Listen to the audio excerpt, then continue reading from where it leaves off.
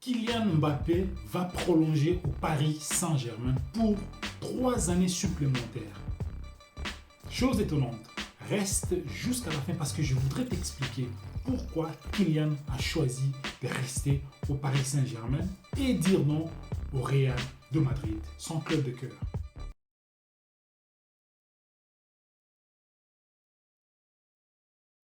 Kylian Mbappé, c'est un jeune homme de 23 ans aujourd'hui qui fait parler de lui dans l'actualité du football. Si vous êtes amoureux du ballon rond, vous êtes sans doute concerné ou vous avez sans doute entendu parler de la fameuse prolongation de Kylian Mbappé qui va rester au Paris Saint-Germain. Je vous fais juste une petite analyse sur son parcours. Kylian a 23 ans aujourd'hui, je viens de le dire, mais avant Kylian, lorsqu'il avait 14 ans, ce garçon a un amour pour le Real de Madrid. Il a un amour pour porter les maillots de la Casablanca et représenter le Real, gagner le titre avec le Real. Il a déjà manqué à 2 reprises d'être joueur du Real Madrid. La première fois, il a 14 ans, il va en Espagne avec ses parents, il visite le camp de joueurs, les camps de loge, il apprécie le projet Real Madrid, mais il est trop petit. Les parents estiment que voilà, il est trop jeune pour pouvoir rester à Madrid et continuer à apprendre le football. Ça serait mieux qu'il soit en France, qu'il termine à Monaco. C'est ce qu'il a fait. Il a terminé sa formation professionnelle à Monaco, il est devenu pro. Et il fait déjà parler de lui parce qu'il avait des qualités exceptionnelles que les autres joueurs n'ont pas, surtout à son âge. Il a progressé au sein de l'AS Monaco, Kylian est devenu un leader, il a vraiment cartonné en Champions League, il est même devenu parmi les plus jeunes joueurs convoités de la planète football. Eh bien, Kylian a eu encore l'opportunité de signer au Real de Madrid. Il ne l'a pas fait. Il a signé plutôt au Paris Saint-Germain. Que beaucoup d'ailleurs critiqué, le fameux analyste de football. Ils ont critiqué son choix de vouloir rester à Paris et pourtant il avait la possibilité de jouer au Real de Madrid. Lui et son entourage, ils ont estimé que c'était très tôt. Le Real de Madrid, dès l'époque, avait un trio offensif très efficace. On parle de Benzema, de Bale et de Cristiano, le fameux BBC.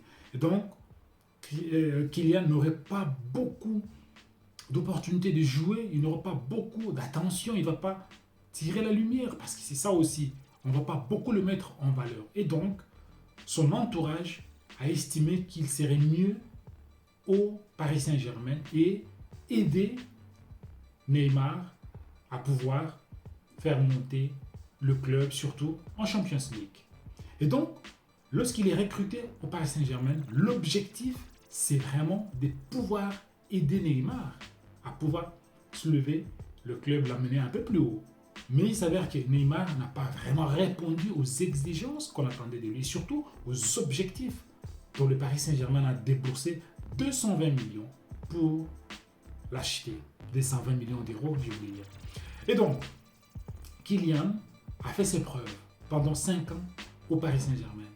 Et aujourd'hui, il est devenu incontournable. Il est champion du monde. Il est 3 fois meilleur joueur de la Ligue 1. Il a tout gagné, mais il n'a pas encore gagné la Champions League. Et c'est là où ça devient compliqué. Alors, nous allons tout de suite voir les raisons pour lesquelles Kylian Mbappé va refuser l'offre du Real de Madrid et décider de rester au Paris Saint-Germain. Première raison, c'est une raison plus ou moins sportive. Kylian refuse de partir parce que nous sommes à quelques mois de la compétition mondiale. La Coupe du Monde qui va se jouer au Qatar va permettre à Kylian de tenter de remporter une autre Coupe du Monde, ce qui n'est toujours pas évident. Donc, si jamais le gars avait décidé d'aller rejoindre le Real de Madrid, ça serait quand même difficile, même si il est bien mentalement, même s'il est bien physiquement. Quelles sont les conséquences de signer dans un nouveau club? Il y a la pression médiatique. il y a la pression des supporters, il y a la pression du résultat. Et surtout que le Real de Madrid, c'est un club qui a fait une saison fantastique. Ils ont gagné la Liga et ils sont en finale de Champions League. Donc, le rendu, le résultat, la pression, tout ce qui va s'en suivre vont faire à ce que Kylian s'est obligé justement de gagner. Parce que s'il n'a pas de bons résultats, ça serait quand même difficile pour lui de se retrouver au Qatar en décembre. Une autre raison, c'est que l'émir du Qatar voulait absolument associer l'image de Neymar, Kylian et Messi étant joueurs du PSG et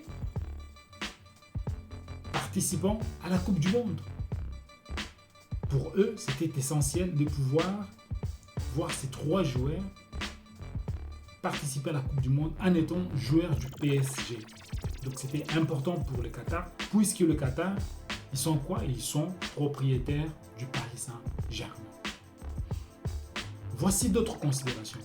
En restant au Paris Saint-Germain, Kylian va s'ouvrir.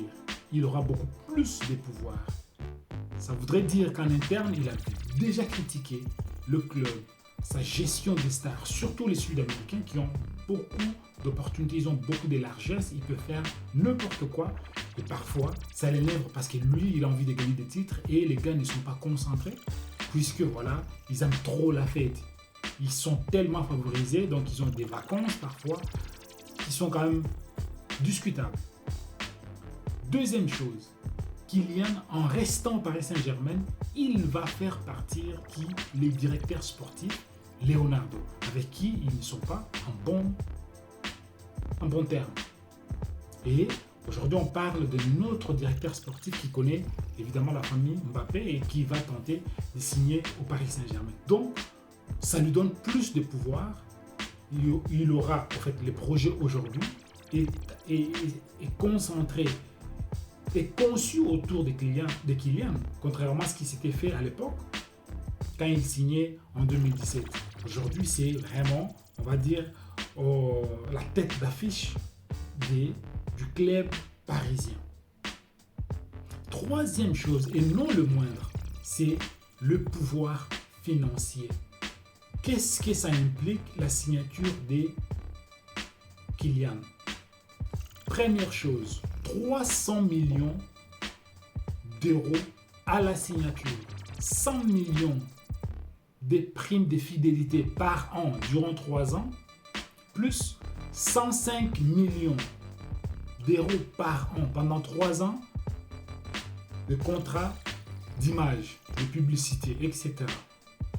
Et ça fait de lui un milliardaire, sans compter de l'argent qu'on doit donner à qui? Aux gens qui gèrent ses intérêts. Et si je parle de sa maman qui gère l'aspect, on va dire, son image, et puis son papa qui gère le côté football. En résumé, sur ces contrats-là, je ne connais pas de joueurs de football au monde qui touchent plus que Kylian aujourd'hui. Alors, on peut discuter sur les conditions. Il y a toujours des gens qui vont, il y a trop de grilles, il y a trop de jaloux, ok? Qui vont dire, voilà, il va gagner beaucoup d'argent, mais qu'est-ce qu'on a à foutre? Est-ce que vous étiez là lorsque il s'est réveillé tôt le matin, aller aux entraînements? Est-ce que vous étiez là? Avez-vous participé seulement? Est-ce que vous savez les sacrifices qu'a dû faire la famille pour que Kylian devienne ce qu'il est devenu? Alors, je n'ai pas envie de critiquer cette famille parce que j'imagine bien qu'ils ont sacrifié beaucoup de choses afin que l'enfant puisse avoir une carrière exceptionnelle telle qu'il a aujourd'hui. Et que, par conséquent, ils connaissent beaucoup plus la chose que moi, que toi, qui faisons qu'analyser. Donc, ils ont tous les droits. Et si même ils prenaient une mauvaise décision, eh bien, ils pourront juste assumer seuls. Parce que ce sont de grandes personnes. Et Kylian lui-même le sait. D'autres conséquences par rapport à la signature au Paris Saint-Germain, qui, je trouve, qui n'est pas positif à mon avis. Kylian veut absolument devenir Ballon d'Or. Et ceci ne va pas lui permettre de devenir Ballon d'Or au Paris Saint-Germain. Pour une simple raison, le PSG est parmi les clubs les plus détestés parce qu'ils ont beaucoup d'argent. C'est parmi les clubs les plus détestés. On peut en citer d'autres, Manchester City, etc. Et donc, le côté image serait quand même difficile de convaincre les gens. Et ça, c'est vraiment compliqué, c'est vraiment sérieux. Et lui, il a envie de devenir ballon d'or et ça peut être compliqué. Mais bon, il a 23 ans, il est jeune, il a l'avenir devant lui et on verra ce qui va se passer. Alors, dis-moi ce que tu en penses en commentaire.